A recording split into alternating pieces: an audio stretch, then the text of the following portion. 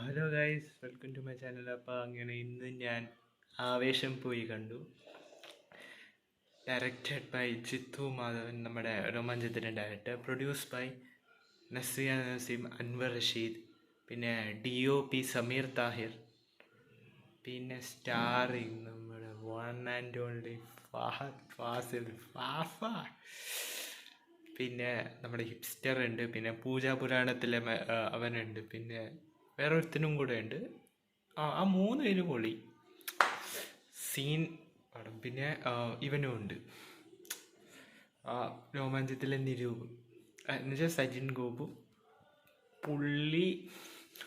പുള്ളി അടിപൊളി എന്നിട്ട് എന്നുവെച്ചാൽ ഇപ്പം ഈ പടം ഒറ്റ വാക്കി പറയും, ഫുൾ ഓൺ എൻ്റർടൈൻമെൻറ്റ് റൈഡ് പടം.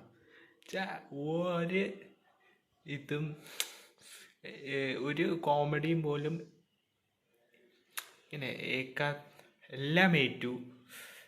ചിരിച്ച് ഒരു അവസ്ഥയായി. ഞാൻ എൻ്റെ ഒപ്പീനിയൻ പറയുകയാണെങ്കിൽ എല്ലാവരും പറഞ്ഞു ഇത് കിർലോസ്കി പടം ആദ്യം തൊട്ട് അവസാനം വരെ ചിരിപ്പിച്ചു. ഫസ്റ്റ് ഹാഫ് പറയുകയാണെങ്കിൽ ഞാൻ ഒരു ഫുൾ ആ ഒരു രംഗയുടെ ഇൻട്രൊഡക്ഷൻ പൊളിയായിരുന്നു. ഈ ഇൻ്റർവെൽസ് മോനെ ഇങ്ങനെ ഏറുണ്ട് പുള്ളി. എന്ത് ഫയർ സാധനമാണോ പുള്ളി ആ രംഗയായിട്ട്. പുള്ളി പറഞ്ഞു ഷമ്മി പഴയതായി, ഇനി രംഗയുടെ കാലം. സത്യമായിട്ട് അത് ഞാൻ വിചാരിച്ചു ഷമ്മിയുടെ ക്യാരക്ടർ എത്തുമോ, ആ ഒരു ക്യാരക്ടറിൻ്റെ അപ്പുറത്ത് ഞാൻ സംശയമായിരുന്നു. പക്ഷേ this is the upper level, the entertainment. അയ്യോ പുള്ളി ഓരോ സമയം ഇങ്ങനെ ആകർഷിപ്പിക്കണേ. എങ്ങനെ പറ്റുന്നു പുള്ളിക്ക് ഇത്? ഇത്ര അടിപൊളി actor, the greatest actor of Bollywood, Fahadh Faasil, the pan Indian star. എടാ ഇത് പാൻ ഇന്ത്യൻ ആക്ക്, തമിഴിലിറക്ക്, തെലുങ്കിലിറക്ക്. ഇപ്പം മഞ്ഞുമൽ ബോയ്സ് പ്രേമലൊക്കെ തമിഴും തെലുങ്കും ഇറക്കിയില്ലേ, ഇത് ഇറക്കടേ. ഇത് ഇറക്കിയില്ലെങ്കിൽ നാണക്കേടാണ്. കാരണം ഇതുപോലത്തെ ഒരു എൻ്റർടൈൻമെൻറ്റ് പടം എനിക്ക് തോന്നുന്നു പ്രേമലുവിനേക്കാളും ബെറ്റർ ഒരു എൻ്റർടൈൻമെൻറ്റ് പടമായിട്ട് തോന്നി. പിന്നെ സെക്കൻഡ് ഹാഫ് എനിക്ക് പറയുന്നത് എനിക്ക് ഇത്തിരി ലാഗ് അടിച്ചതെന്ന് വെച്ചാൽ ഇങ്ങനെ ഒരു കുറേ ഈ ഹോറർ സാധനമൊക്കെ ഉണ്ട്, അത് വേണമെങ്കിൽ ഒരു കുറയ്ക്കായെന്ന് എനിക്ക് തോന്നി. അത് എൻ്റെ പേഴ്സണൽ ഒപ്പീനിയൻ ഞാൻ പറയണ. അത് ഇത്തിരി ലാഗ് ഒഴിച്ച് കഴിഞ്ഞാൽ ക്ലൈമാക്സ്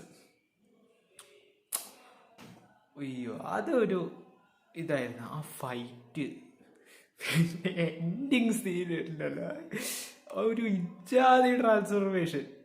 ഇങ്ങനെ എങ്ങനെ പറ്റിയത് ജിത്തു സാർ? ഇനി ഇതിനപ്പുറം വല്ല എൻ്റർടൈൻമെൻറ്റ് ഉണ്ടോയെന്ന് വെച്ചാൽ എനിക്ക് സംശയമാണ്. ഇതിനപ്പുറം വിചാരിച്ചാൽ പുള്ളിക്ക് സാറിന് വിചാരിക്കണം. എന്തായാലും സൂപ്പർ. ഇത് കളർ ഗ്രേഡിങ് പൊളി, പിന്നെ സിനിമാറ്റോഗ്രാഫി പൊളി, പിന്നെ എഡിറ്റൊക്കെ ഫൈറ്റ് സീൻ്റെ ഒക്കെ എഡിറ്റ് ചെയ്ത് നിൽക്കണൊക്കെ പൊളി. പിന്നെ ആ സ്റ്റണ്ട് കൊറിയോഗ്രാഫി അതിനേക്കാളും പൊളി. ഇങ്ങനെ എന്ന് വെച്ചാൽ ഫഹദ് ഫാസിൽ അങ്ങനെ അടിക്കണില്ല ഇതിൽ, പക്ഷേ ആദ്യത്തെ പകുതി വേറെ ആൾക്കാരെ വന്ന് അടിക്കും. പക്ഷെ ആ ഫൈറ്റൊക്കെ ഉണ്ടല്ലോ ചുമ്മാ പന്തിപ്പൊളി സാധനം. പക്ഷെ ലാസ്റ്റ് ക്ലൈമാക്സ് ഫൈറ്റ് ഇങ്ങനെ ഒരു ട്രാൻസ്ഫർമേഷൻ വരുമെന്ന് വിചാരിച്ചില്ല. എന്തായാലും പടം പോയി കാണുക മക്കളെ. രംഗയുടെ അഴിഞ്ഞാട്ടം, അല്ലെങ്കിൽ രംഗ ഈ ഇത് തൂക്കി ഈ പടം. ഇപ്പം എൻ്റെ അടുത്ത് ചോദിക്കുകയാണെങ്കിൽ വർഷങ്ങൾക്ക് ശേഷം ഒരാവേശം, ഞാൻ പറയുകയാണെങ്കിൽ ഇപ്പോൾ ഒരു ഫീൽ ഗുഡ് നിങ്ങൾക്ക് കാണണമെന്നുണ്ടെങ്കിൽ ഒരു ഫീൽ ഗുഡ് മൂവി കാണണമെങ്കിൽ നിങ്ങൾക്ക് വർഷങ്ങൾക്ക് ശേഷം പോയി കാണാം. ഈ ഒരു ഫുൾ ഓൺ എൻ്റർടൈൻമെൻ്റ് ഒരു പടം എന്നുവെച്ചാൽ വേറെ ഇങ്ങനെ ലോജിക്ക് നിങ്ങൾ നോക്കരുത്. അങ്ങനത്തെ ഒരു എൻ്റർടൈൻമെൻറ്റ് പടം നിങ്ങൾക്ക് കാണണമെങ്കിൽ ആവേശം പോയി കാണാം. അത്രേ ഉള്ളൂ എൻ്റെ ഒരു റിവ്യൂ പറയുന്നത്. അതായത് പടം എൻ്റർടൈൻമെൻറ്റ് പടം, ധൈര്യമായിട്ട് നിങ്ങൾ നിങ്ങളുടെ ഫ്രണ്ട്സിൻ്റെ ഒപ്പം ഇരുന്ന് ഫാമിലിയുടെ ഒപ്പം ഇരുന്ന് സുഖമായിട്ടിരുന്ന് കാണാൻ പറ്റും. അങ്ങനെ എനിക്ക് ഇത്തിരി സെക്കൻഡ് ഹാഫ് ഇത്തിരി ബോറടിച്ചോണ്ട് ബാക്കിയുള്ളവർക്ക് തന്നെയാണ്. പക്ഷെ പടം അടിപൊളിയായിട്ട് വരുന്നുണ്ട്, എനിക്ക് ഭയങ്കര ഇഷ്ടമായിട്ട്. എൻ്റെ റേറ്റിംഗ് എന്ന് പറയുന്നത് 4 സ്റ്റാർ. So thank you.